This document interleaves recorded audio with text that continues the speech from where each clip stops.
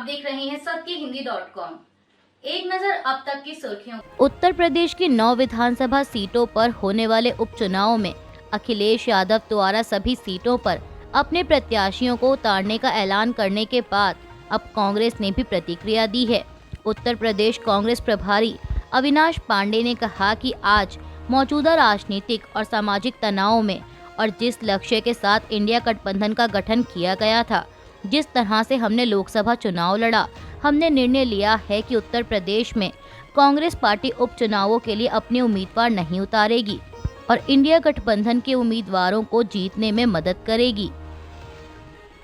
सेबी प्रमुख माधवीपुरी बुच और सेबी के अन्य अधिकारियों ने आज गुरुवार को लोक लेखा समिति यानी पीएसी के सामने पेश होने में असमर्थता व्यक्त की, जिसके बाद पीएसी के अध्यक्ष और कांग्रेस नेता केसी वेणुगोपाल ने कहा कि सेबी प्रमुख माधवीपुरी बुच और अन्य अधिकारियों के बैठक में शामिल होने में असमर्थता जताने के बाद गुरुवार को होने वाली बैठक को टाल दिया गया है। आपको बता दें कि अमेरिकी शॉर्ट सेलर फर्म हिंडनबर्ग के माधवीपुरी बुच पर लगाए गए आरोपों के बाद सेबी प्रमुख को संसदीय समिति पीएसी के सामने पेश होने के लिए कहा गया था। कांग्रेस नेता केसी वेणुगोपाल ने पत्रकारों को बताया कि आज सुबह 9:30 बजे हमें सेबी अध्यक्ष और अन्य सदस्यों की तरफ से यह सूचना मिली थी कि निजी कारणों की वजह से वह दिल्ली नहीं आ पाएंगे। इसीलिए एक महिला की तरफ से किए गए निवेदन को देखते हुए समिति ने किसी और दिन बैठक करने का निर्णय लिया है। अब लोक लेखा समिति की बैठक टाले जाने के बाद इसके सदस्य और बीजेपी सांसद रविशंकर प्रसाद ने केसी वेणुगोपाल पर अपनी मर्जी से फैसला लेने का आरोप लगाया है। रविशंकर ने कहा है कि लोक लेखा समिति के अन्य सदस्य, इसमें बीजेपी के सहयोगी दल के सदस्य भी शामिल हैं। उन्होंने केसी वेणुगोपाल के बर्ताव के खिलाफ लोकसभा स्पीकर ओम बिरला के पास जाने की बात कही है। भाजपा सांसद ने कहा कि यह बहुत बड़ा मुद्दा है। उनके शब्द स्वतः संज्ञान वाले निर्णय थे। आपने कैसे निर्णय लिया? पीएसी का काम सीएजी रिपोर्ट पर विचार विमर्श करना है। हमें विश्वसनीय स्रोतों से यह भी जानकारी मिली है कि सीएजी रिपोर्ट में सेबी पर कोई पैराग्राफ नहीं है। कनाडा के प्रधानमंत्री जस्टिन ट्रूडो ने कहा है कि कनाडा में अस्थायी विदेशी कर्मचारियों की संख्या कम की जाएगी। जस्टिन ट्रूडो ने एक्स पर एक पोस्ट में कहा कि हम कंपनियों के लिए कड़े नियम लेकर आ रहे हैं, जिसमें उन्हें यह बताना होगा कि वह पहले कनाडा के कर्मियों को काम पर क्यों नहीं रख सकती हैं। आपको बता दें कि खालिस्तान समर्थक हरदीप सिंह निज्जर की हत्या के मुद्दे पर भारत और कनाडा के रिश्तों में तनाव की स्थिति बनी हुई है और इस बीच कनाडाई प्रधानमंत्री का ये बयान रिश्तों में खटास को और बढ़ा सकता है। दरअसल भारत के पंजाब सहित अन्य राज्यों से काफी संख्या में लोग काम करने के लिए कनाडा जाते हैं। कनाडा के प्रधानमंत्री के इस कदम से उन लोगों को परेशानी का सामना करना पड़ सकता है। मीडिया रिपोर्ट्स के मुताबिक कनाडा में भारत से लाखों की तादाद में छात्र पढ़ाई करने जाते हैं। दिसंबर 2023 के भारत के विदेश मंत्रालय के दस्तावेज के अनुसार कनाडा में भारत के 2,30,000 स्टूडेंट्स पढ़ाई कर रहे हैं। इसके अलावा 18 लाख भारतवंशी कनाडा के नागरिक हैं और 10 लाख भारतीय कनाडा में रहते हैं। तुर्की की सरकार ने कहा है कि उनकी सेना ने बुधवार रात को इराक और सीरिया में कुर्द चरमपंथी संगठन पीकेके के ठिकानों पर हमले किए हैं। बता दें कि तुर्की ने कल अंकारा में हुए हमले के लिए इसी संगठन को जिम्मेदार ठहराया था। इस हमले में 5 लोगों की मौत हो गई थी। पीकेके को तुर्की एक आतंकवादी संगठन मानता है और इस पर प्रतिबंध लगा रखा है। दरअसल आपको बता दें कि बुधवार को तुर्की की राजधानी अंकारा से करीब 40 किलोमीटर दूर सरकारी एयरोस्पेस इंडस्ट्रीज पर हमला हुआ था, जिसमें 5 लोगों की मौत हुई थी जबकि 22 लोग घायल हुए थे। तुर्की ने इस हमले का आरोप कुर्दिश संगठन पीकेके पर लगाया था। हमले के कई वीडियो भी सामने आए थे, जिसमें 2 बंदूकधारी एयरोस्पेस इंडस्ट्रीज के प्रवेश द्वार के पास गोलियां चलाते देखे गए थे। हालांकि इस हमले की जिम्मेदारी किसी भी संगठन ने नहीं ली थी। वहीं तुर्की के रक्षा मंत्रालय ने एक बयान जारी कर कहा है कि जवाबी हमले में आतंकवादियों के कुल 32 ठिकानों को सफलतापूर्वक तबाह कर दिया गया है।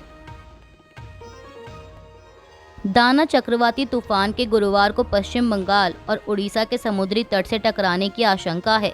इसको देखते हुए दोनों राज्यों का प्रशासन तैयारियों में जुटा है। दाना तूफान पर ओडिशा में भारतीय मौसम विभाग की निदेशक मनोरमा मोहंती ने जानकारी देते हुए कहा कि दाना तूफान ने पिछली रात एक घातक चक्रवाती तूफान का रूप ले लिया है और यह पिछले 6 घंटों से उत्तर पश्चिम दिशा में 12 किलोमीटर प्रति घंटे की रफ्तार से बढ़ रहा है। मनोरमा मोहंती ने बताया कि दाना तूफान अभी ओडिशा के पाराद्वीप से 260 किलोमीटर दक्षिण पश्चिम की ओर मध्य और उत्तर पश्चिम बंगाल की खाड़ी के ऊपर है और इसके उत्तर पश्चिम में उत्तरी ओडिशा और पश्चिम बंगाल की ओर बढ़ने की आशंका है। दाना तूफान गुरुवार देर रात को तट से भयंकर चक्रवाती तूफान के रूप में टकरा सकता है और इस दौरान उसकी रफ्तार 100 से 110 किलोमीटर प्रति घंटा रहेगी। दाना चक्रवाती तूफान के मद्देनजर पश्चिम बंगाल सरकार ने 9 जिलों के तमाम स्कूलों को बंद रखने का निर्देश दिया है। वहीं जिला प्रशासन ने मछुआरों को समुद्र में नहीं जाने की सलाह दी है और पहले से समुद्र में गए मछुआरों को वापस बुला लिया गया है। इसके अलावा तटीय इलाकों में माइक के जरिए लोगों को सतर्क किया जा रहा है। मीडिया रिपोर्ट्स के मुताबिक ओडिशा के मशहूर पर्यटन स्थल पुरी से मंगलवार को पर्यटकों को बाहर निकाल लिया गया और पहले से बुकिंग कर चुके पर्यटकों को पुरी आने से मना कर दिया गया।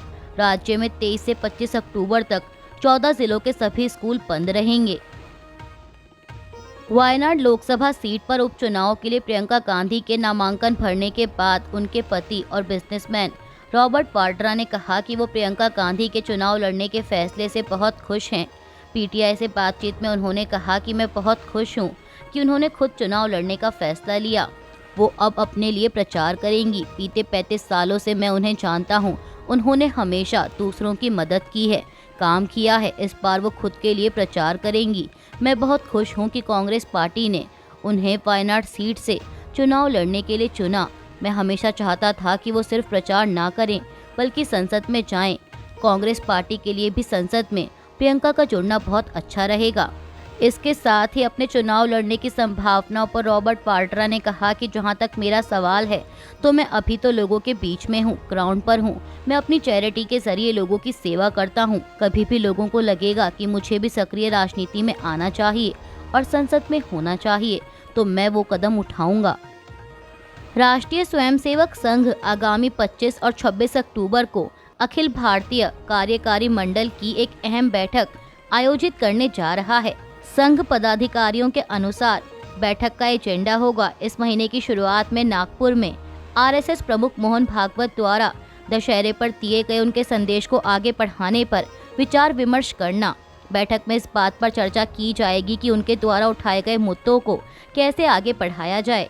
इन मुद्दों में दलितों तक पहुंच, ओटीटी प्लेटफॉर्मों के माध्यम से आजकल बच्चों तक जिस प्रकार की सामग्रियां पहुंच रही हैं, जम्मू कश्मीर चुनाव जैसे समकालीन मुद्दे, बांग्लादेश में हिंदुओं की सुरक्षा के लिए खतरा और संघ का शताब्दी समारोह जैसे मुद्दे शामिल हैं। इन पर 25 और 26 अक्टूबर को मथुरा में होने वाली आरएसएस की वार्षिक अखिल भारतीय कार्यकारी मंडल बैठक में चर्चा की जाएगी। संघ के प्रचार प्रमुख सुनील अम्बेकर ने बताया कि इस बैठक में देश भर के सभी प्रांत प्रचारक, सह प्रांत प्रचारक और अन्य कार्यकर्ता उपस्थित होंगे।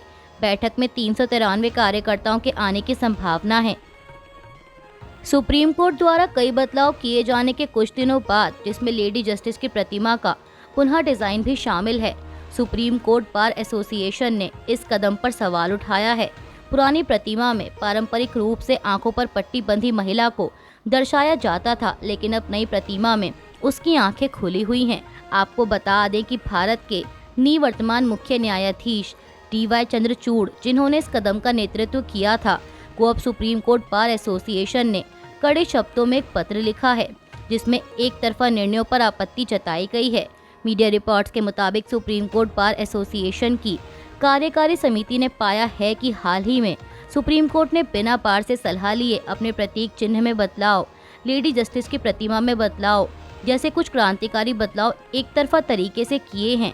आगे कहा गया है कि न्याय प्रशासन में हम समान रूप से हिस्सेदार हैं, लेकिन जब ये बदलाव प्रस्तावित किए गए तो कभी हमारे ध्यान में नहीं लाए गए। हम इन बदलावों के पीछे के तर्क से पूरी तरह अनभिज्ञ हैं। उत्तर प्रदेश की 9 सीटों पर होने वाले उपचुनाव के लिए भाजपा ने अपने 7 उम्मीदवारों की पहली लिस्ट जारी कर दी है। लिस्ट के मुताबिक बीजेपी ने कुंदरकी सीट से रामवीर सिंह ठाकुर, गाजियाबाद से संजीव शर्मा, खैर से सुरेंद्र दिलेर, करहल से अनुजेश यादव, फूलपुर से दीपक पटेल, कठेरी से धर्मराज निषाद और मझवा से सुचिस्मिता मौर्य को मैदान में उतारा है। अब जिन 2 सीटों पर उम्मीदवारों की घोषणा होनी बाकी है वो हैं मीरापुर और सीसामऊ। सूत्रों के अनुसार बीजेपी मीरापुर की सीट आरएलडी को दे सकती है, जबकि सीसामऊ पर उसे अभी अपने उम्मीदवार का नाम तय करना है। कश्मीर में प्रवासी मजदूरों पर आतंकी हमले लगातार जारी हैं। इस बीच खबर सामने आ रही है कि एक बार फिर प्रवासी मजदूर को निशाना बनाया गया है। मीडिया रिपोर्ट्स के मुताबिक दक्षिण कश्मीर के त्राल के बटकुंड इलाके में आज सुबह आतंकियों ने प्रवासी मजदूर को गोली मार दी। वह बुरी तरह से घायल हो गया। उसे तुरंत अस्पताल में भर्ती करवाया गया, जहां उसकी हालत पहले से बेहतर है। घायल मजदूर उत्तर प्रदेश के बिजनौर का रहने वाला है। आपको बता दें कि बीते कुछ दिनों में प्रवासी मजदूरों पर हमले की ये दूसरी घटना है। इससे पहले गांदरबल के गगनकीर में प्रवासी मजदूरों पर हमला किया गया था, जिसमें एक डॉक्टर समेत 7 प्रवासियों की मौत हो गई थी। घटना के समय मजदूर खाना खा रहे थे। अचानक बत्ती गुल हुई और मजदूरों पर फायरिंग शुरू हो गई। इस हमले की जिम्मेदारी लश्कर-ए-तैयबा से जुड़े संगठन द रेजिस्टेंस फ्रंट यानी TRF ने ली थी।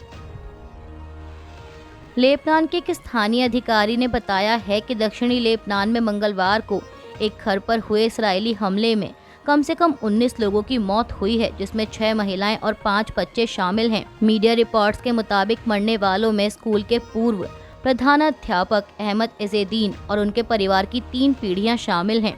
परिवार के सभी लोग तेफाहटा गांव में एक 3 मंजिला इमारत में साथ रहते थे। इस घटना पर इसराइल की सेना ने अभी तक कोई प्रतिक्रिया नहीं दी है, लेकिन इस्राएली सेना ने बार बार कहा है कि वह नागरिकों को हमलों से बचाने के लिए कदम उठाती है। सेना का कहना है कि उसने हिजबुल्लाह के संचालकों, बुनियादी ढांचों और हथियारों को निशाना बनाया है। अभी के लिए बस इतना ही। बाकी की खबरों के लिए जुड़े रहिए सत्य हिंदी.com के साथ।